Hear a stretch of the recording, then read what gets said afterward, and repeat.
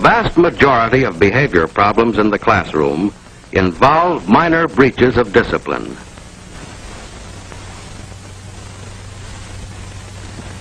These incidents frequently originate in the classroom situation itself and are within the control of the teacher.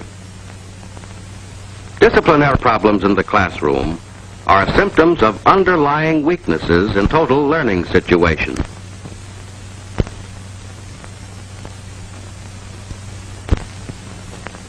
Mr. Grimes, mathematics teacher, is displeased with the progress of his 9th grade class in mathematics. You see what low grade you made on your weekly mathematics test? More than half of you failed.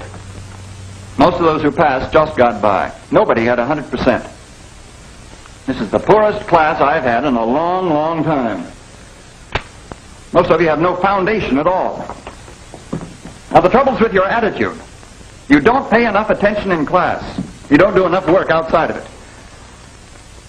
You don't know what the word study means. You haven't the slightest idea. Don't you realize that mathematics is an important subject? I tell you right now that unless you get over your lazy habits and come up to the standards I've set for this class, many of you will have the pleasure of repeating this course next semester. Oh, what is it? A note from Dr. Williams.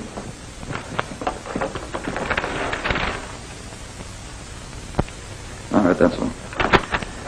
I have to leave for a few minutes. Now, I want you to open your books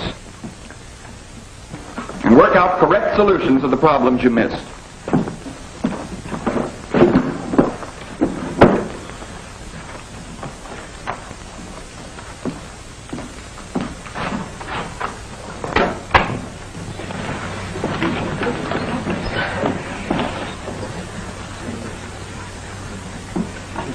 I can't make any sense out of this.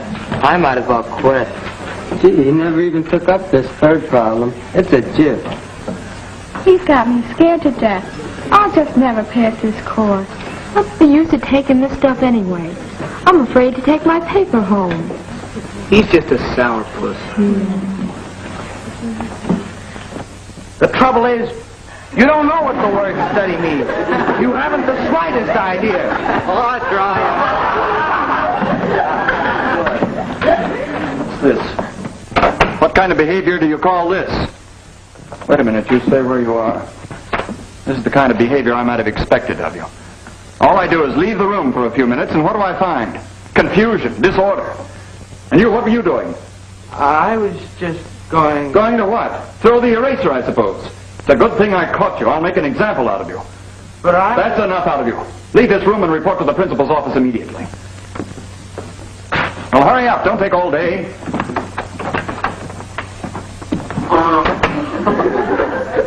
Who did that?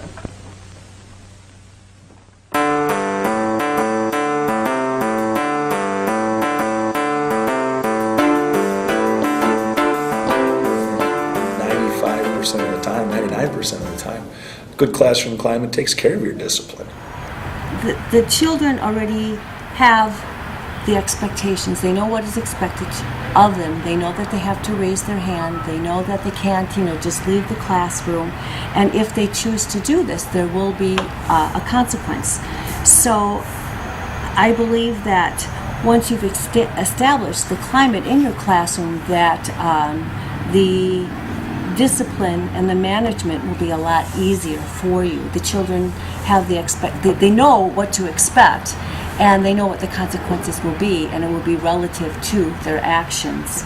I think that classroom discipline is a part of the climate. So if you have the kind of discipline that maybe that I try to do in my classroom, that I try to have with my students, but the kind of discipline where you're respectful and you have those logical consequences and you do it in a loving way.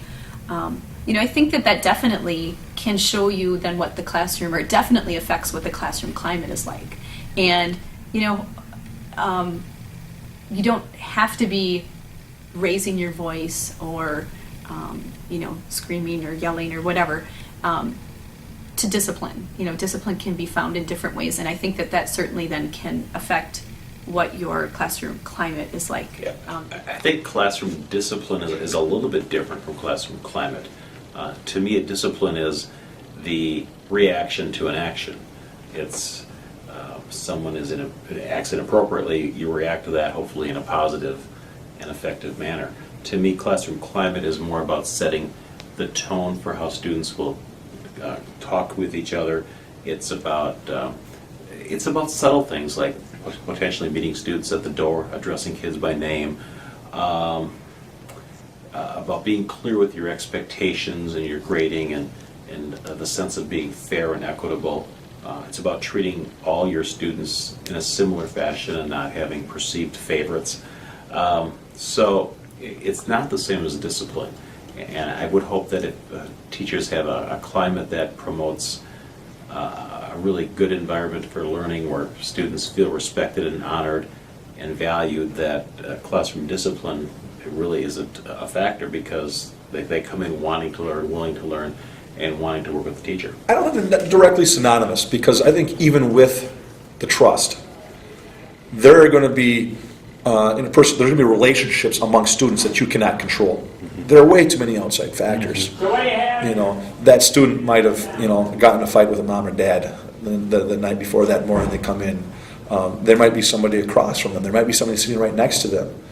And all of a sudden, an intangible, an outside factor, all of a sudden rises up in the middle of that. And no matter how much trust you have built up, more often than not, it has nothing to do with you. Right. Now all of a sudden comes your now I think this is where discipline comes into play. And so I think there is a little bit of separation there. And I think you have to take a look at, and to evaluate and assess what is the proper level of discipline based on that situation. And if you have good trust with that student, and if you have that relationship with that student, you're going to get there. Right. You're going to find what that appropriate level of discipline is going to be. Like I said, it may not be equal to somebody else, but your goal is you're going to come up with something fair to the students, and hopefully they'll understand it and get it, and you're going to be able to walk away from that disciplinary environment with I don't want to say an agreement, but they know why. Right. Okay. So I think that classroom climate creates an environment for you to effectively discipline.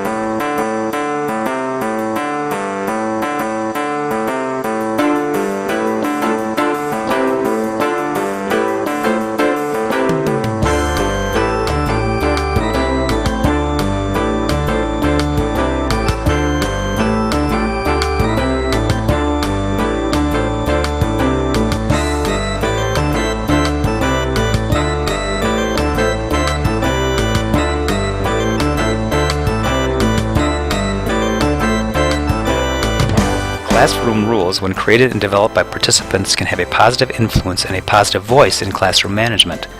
Rules to live by or classroom agreements may help students become responsible and vested in the learning process. Yes.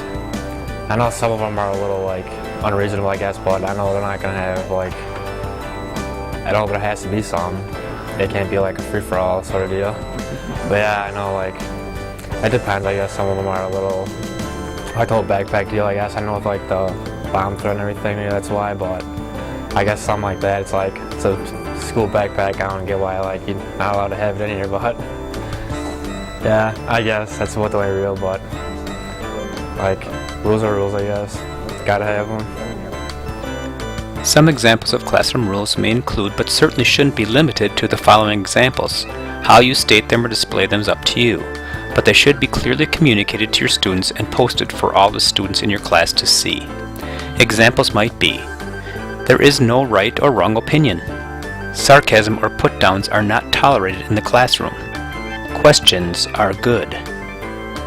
Everyone is important. Mistakes are learning